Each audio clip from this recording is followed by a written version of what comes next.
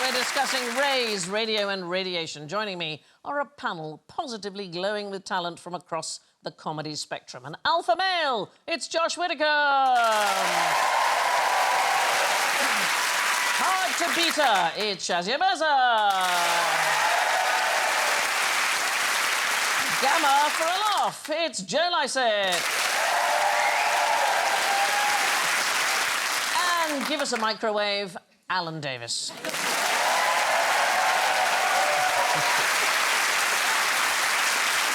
And let's hear their buzzers. Josh goes. Warning, radiation level rising. Oh, Shazia goes. Alert! Radiation level critical. Wow. Joe goes. Meltdown imminent. Evacuate the area. And of any kind of radioactivity, the most dreaded sound imaginable, Alan.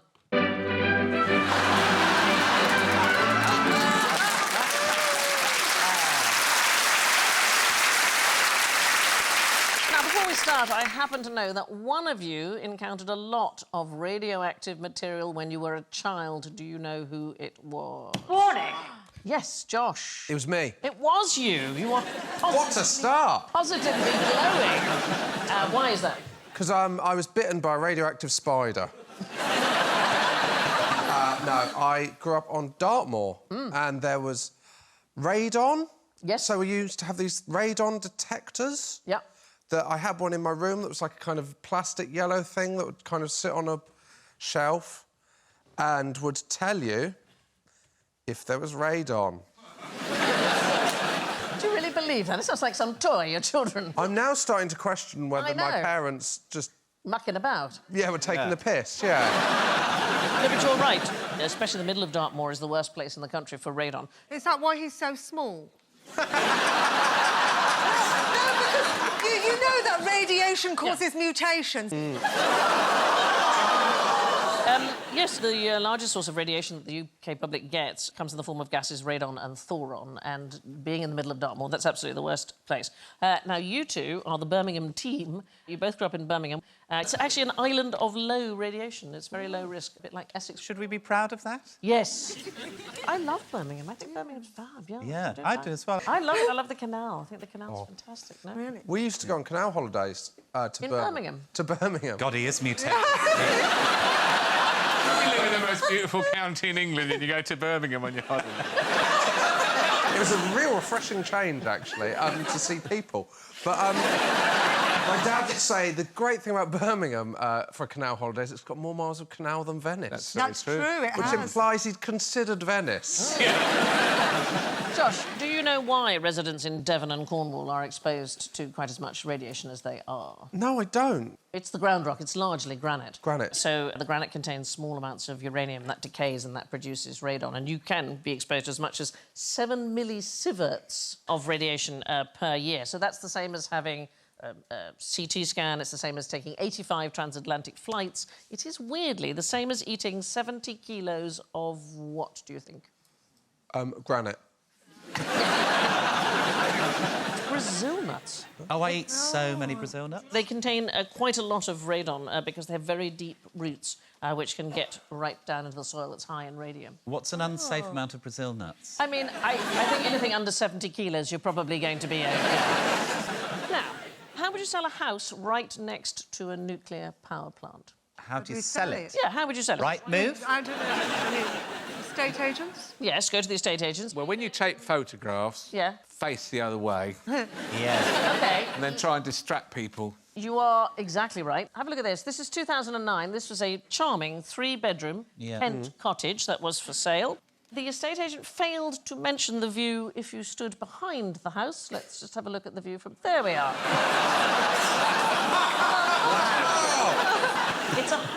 yards from Dungeness nuclear power station, one of the largest nuclear power stations in Europe, and they didn't mention it. When they were asked about it, they said, the thing is, anywhere on Dungeness is close to the power station. And if the nuclear power station are out, you have to collect their deliveries as well. Yes, that's right. Can you hold on to this glowing box for 12 hours? But Alan gets an extra point for saying you would face the pictures away from the nuclear power station. Right. Absolutely right.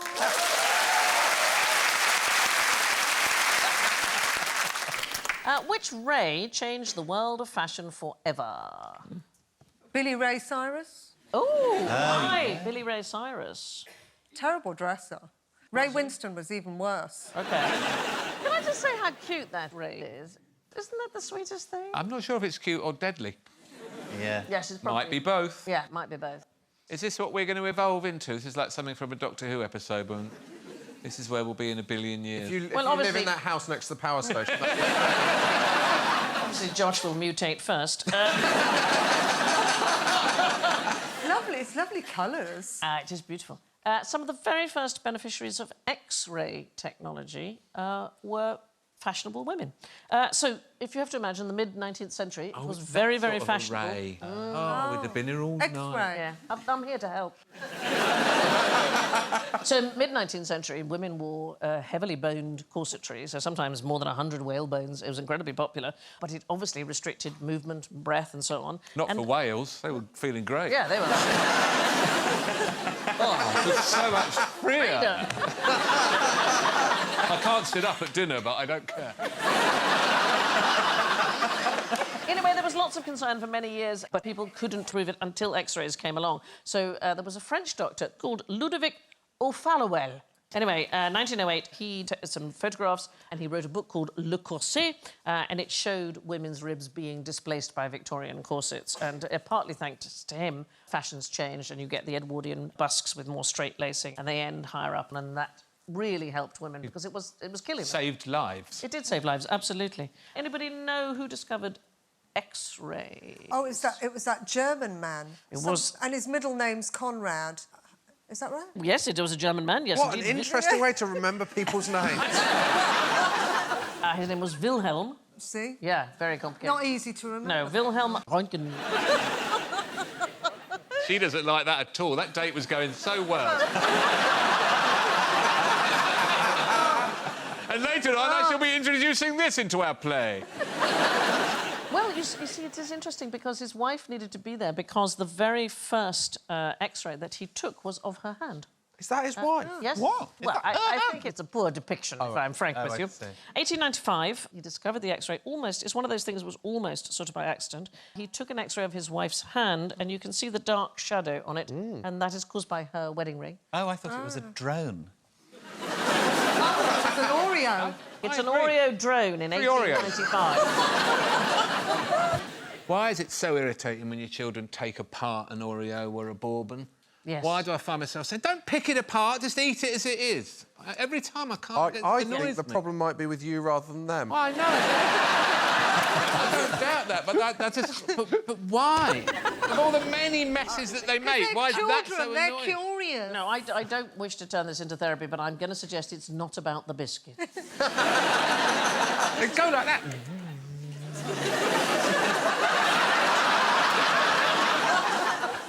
Just eat it! All right.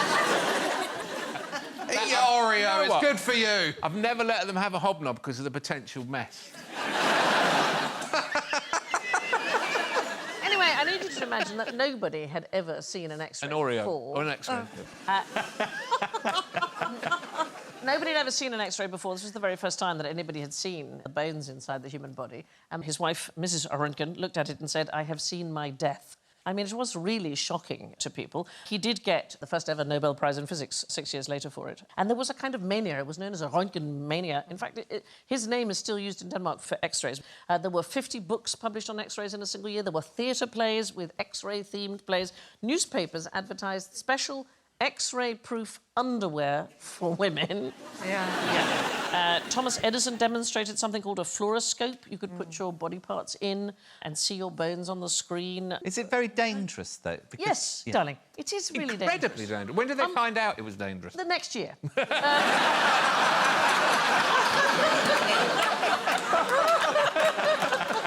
23 cases of severe X-ray injury reported in scientific journals. And despite that, they used X-rays to cure things for decades. And doctors would prescribe sort of an X-ray seance for cancer and tuberculosis, acne, ringworm, I mean, all sorts of things. They said it could remove unwanted body hair. It did, but it also left patients ulcerated, bedridden and suffering. Dead. Dead, some dead, yes. Yeah, but so smooth.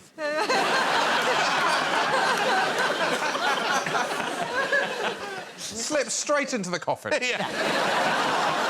Now, what's the defining characteristic of Nazi toothpaste? Whitening, frightening, depending where you put it, very tightening. I mean, Scott, you must have got your hemorrhoid cream mixed up with your Savalon. No.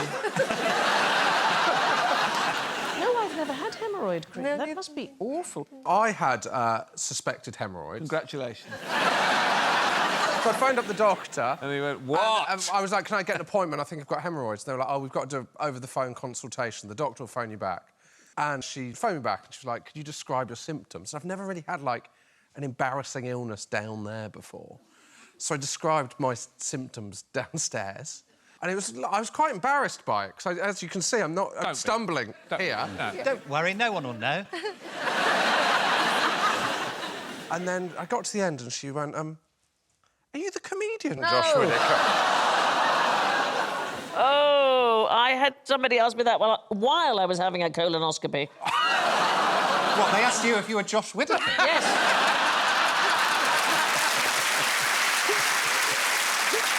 I wanted to know if I was Josh Widdicombe, and it turned out there'd been a misunderstanding with a phone call. I'd like the idea they're in your colon. They go, that looks like Josh Widdicombe. I'd recognise that anyway. Can I just say to everybody as a health warning, if you do not need a colonoscopy if all you've had is beetroot. I'm just going to put it out there. So I had basically the same, sort of the same thing. I had Is this like a hemorrhoid helpline? Yeah. At Christmas, have your fibre, that's all I can say. I went to the GP and I had a hemorrhoid, and I sat down next to this quite elderly lady and she went, you're that comedian, aren't you? And she said, I keep thinking I see famous people around here. I thought I saw the Pope in B&Q. And then we were chatting a bit, and she sort of said, what are you in for? And I tried to sort of find a euphemism, so I said, and it was around Christmas, I said, I'm growing a little cranberry, is what I said. And she was like, oh, and she went, how festive.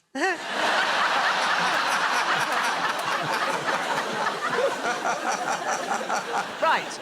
The question was, what's the defining characteristic of Nazi toothpaste? How did we get onto ourselves? Oh, it's your fault. It's No, your fault. and I'm the only one who hasn't had them. I haven't had them. She just had beetroot. I just had beetroot. So what happened in 1944, there was a German chemist in occupied Paris. He'd been tracking down stocks of uranium and thorium and sending it back to Germany. And there was enormous fear that the Nazis were about to develop their own nuclear weapons. And so a team of spies, who were collectively known as Alsos, were tasked with discovering what the Nazis' nuclear plans were. And they worked out eventually that all of this radioactive material was being stockpiled by a company in Germany hoping to gain a post-war monopoly on radioactive toothpaste. That was the plan. There was a very popular product called Doramad radioactive toothpaste. It was advertised as making your teeth shine with radioactive brilliance, which it absolutely would do, but they wouldn't stay in your mouth for very long. So there was a huge boost in things that were thought to be radioactive. There was something called the Revigator. It was a water jug lined with uranium ore, and it steadily gave off radon gas as the uranium decayed. It claimed to bring back that lost element of original freshness, radioactivity. There were lots of things for sexually weak men. Keep talking. A few ears have pricked up. Something called magic radium massage. It was to be rubbed into the sex part for firmness and strength and a pink, healthful appearance. I'm sorry, where did we get this? Sorry. The thing about it is, it would seem to work. So if your body is exposed to radiation, it begins to fight it, and it gives you a sort of short-term high as the blood flows around your body. So for a brief moment, it probably would seem rather marvellous. The long-term effects, obviously, devastating.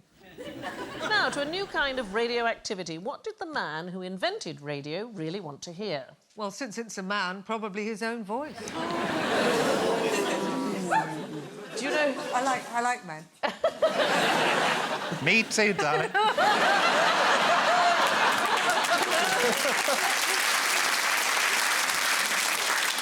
Anybody know who that is? Marconi. It is Guillermo Marconi, the inventor of radio. Well, certainly one of the great pioneers of radio. He formulated a theory that sound never died, it just got weaker and weaker. And towards the end of his life, one of the things he wanted to discover was the right apparatus to be able to detect all sounds ever made. He hoped one day to invent some kind of apparatus sensitive enough to hear Jesus delivering his Sermon on the Mount. That's Jesus there, in case there's any doubt. It was this big. Yeah.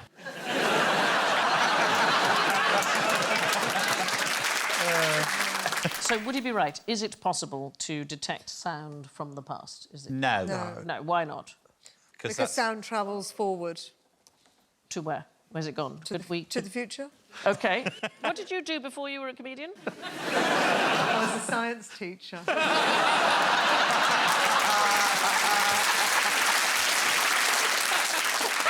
My students have done really well. They've all graduated from Feltham Institute for Young Offenders. So here's the thing about sound waves. They're gradually absorbed by air molecules, until they're no longer audible. They're just absorbed. But he is astonishing, Marconi. He got his first wireless patent when he was just 22. He had no formal education in science. I love this. He was aided by a series of tutors and manservants.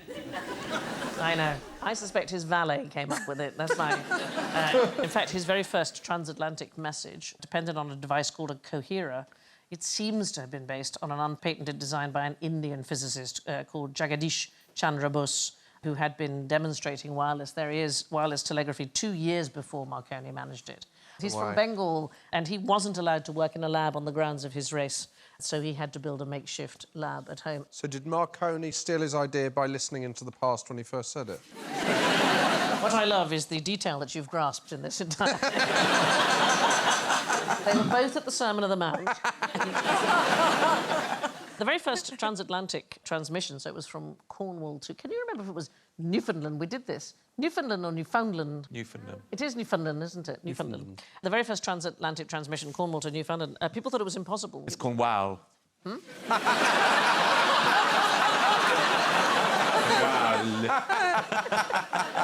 Why did people think it was impossible to go... Curvature of the Earth? Curvature of the Earth, absolutely, because radio waves travel in a straight line and the Earth is curved. Is it? I thought it was flat. Wow, what a science teacher you must have been. What they didn't know, of course, was that there's a reflecting layer in the atmosphere, the ionosphere, which the radio waves bounce. They bounce off. Amazing. Also, if you said something loud enough, wouldn't the Earth turn and then people would all hear it eventually?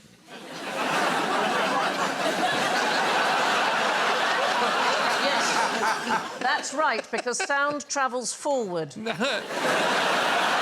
It's a good question. I remember being in a revolving restaurant with my You cousin. said it's a good question to your own question. Yeah.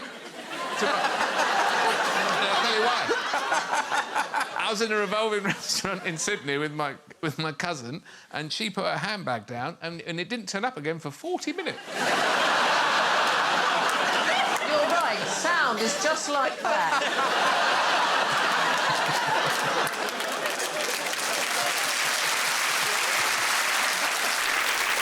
The thing that will please you, darling, is that Marconi didn't know why it was working, so you are not alone in your ignorance.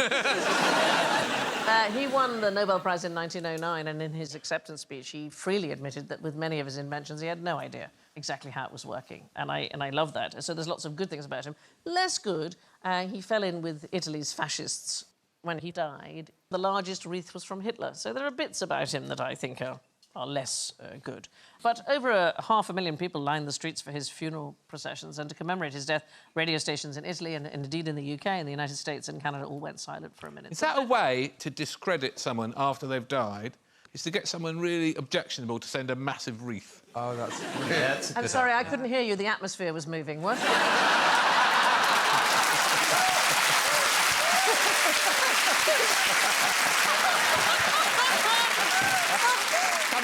Come back in a year and it'll still be here.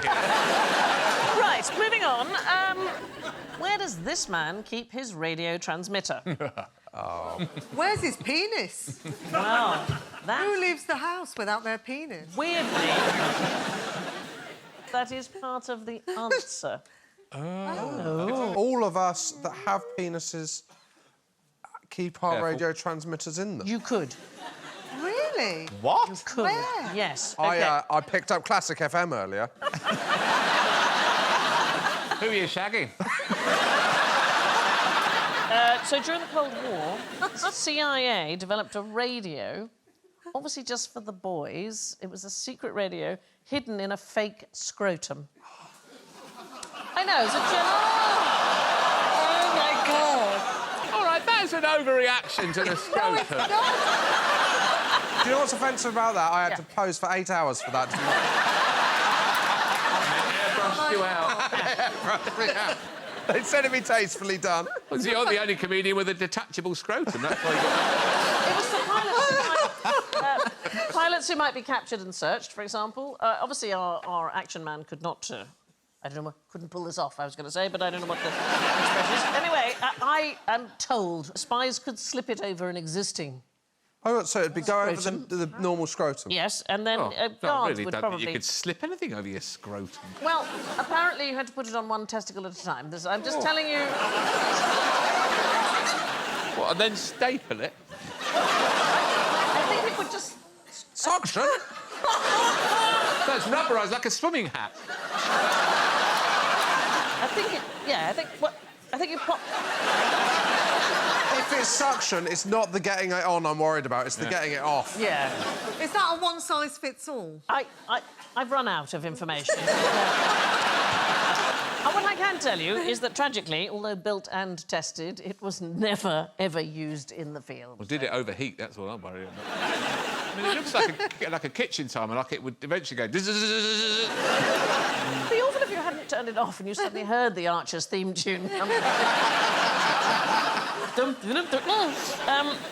You can see this particular scrotum, should you wish, in Washington, D.C.'s International Spy Museum. There is also, and I don't know what I think about this, there is a toolkit with 10 different drill bits and saws and knives and so on, and those all fit in that canister, which can go up a spy's bottom. What I don't understand is how meticulous a spy would you be, because the second one from the right looks like a letter opener. I mean... Well, I think at least 3 of them look like they do the same job. Don't you think? Yeah. Now, it's time for the X-rated round that we call General Ignorance. Fingers on buzzers, please. What's the busiest man-made waterway in the world? Evacuate. Yes, Joe. Birmingham Canal.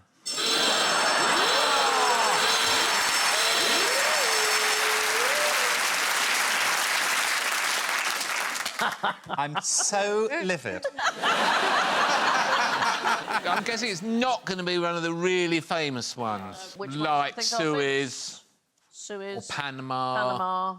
Not those. No. No? See that what I one did there? in See what I Camden. did there? Save Yeah, yourself. very good. Eh? Not It's only those. taken you 16 series can to learn, learn. hasn't it? Is it in the UK? Give us a clue, give us a clue. It's German. German? German. Das Canal. The Kiel Canal. So it cuts across the North German... Going to say that, the keel. It cuts across the North German state of Schleswig-Holstein, part of which, can I just say, actually should belong to Denmark. Just going to put it out there. Anyway, so in 2018, more than 42,500 ships passed through the Kiel Canal, as well as about, I don't know, 20,000 yachts and private motorboats and so on. It was originally conceived as a way, inexplicably, for German ships to avoid Denmark. I mean... Oh. The Kiel Canal is the best way of avoiding Denmark. Not that you would want to. Now, If you are pregnant, what is the best way of inducing labour? Oh, I know. Alert! Vote. Have a curry.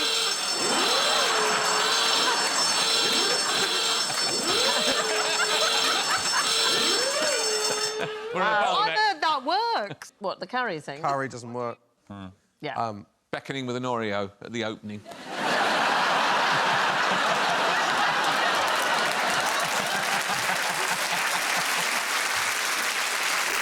Wow, weirdly, all the studies we looked at, that wasn't one that came up. No? Right? No. Right. Come on, come on. There's lots of myths about how to get labour started in pregnant women. The most common ways are walking, sex, ingesting spicy food, and nipple stimulation. So, sex does not work. This is not a general statement. It's...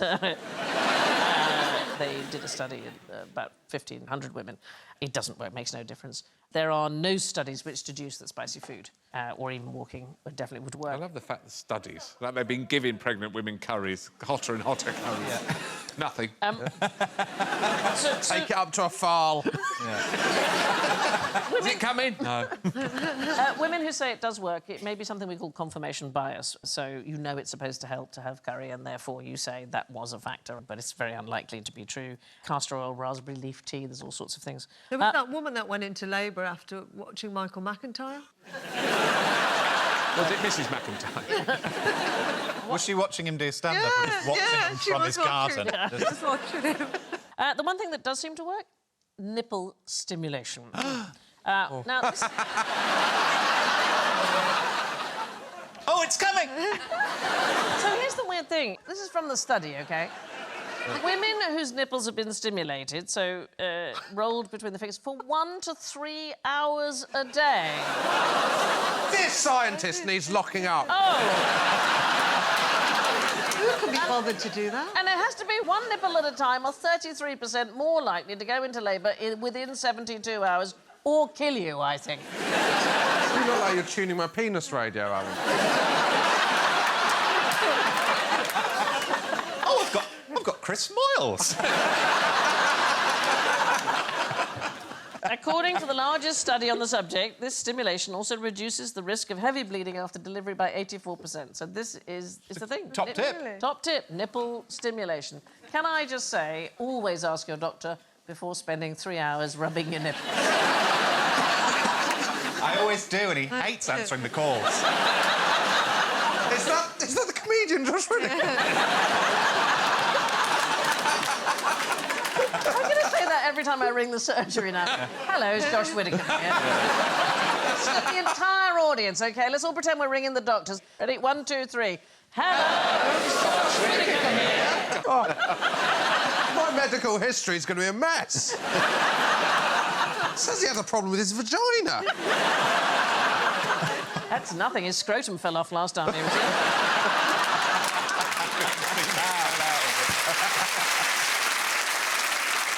Right, it's time for the scores. Glowing with health in first place. Oh, my goodness, with -1. It's Josh!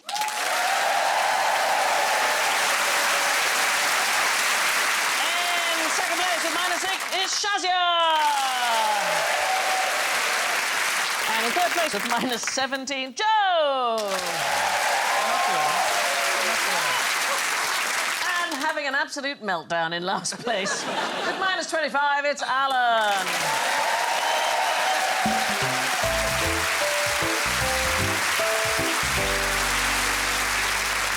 And it's thanks to Shazia and Joe, Josh and Alan. That's it from us. I'll leave you with the rallying cry of the protesters from the campaign to save Radio 4 Longwave in 1993. As they marched, they shouted, "What do we want? Longwave. When do we want it? Now. And what do we say? Please, thank you, and good night."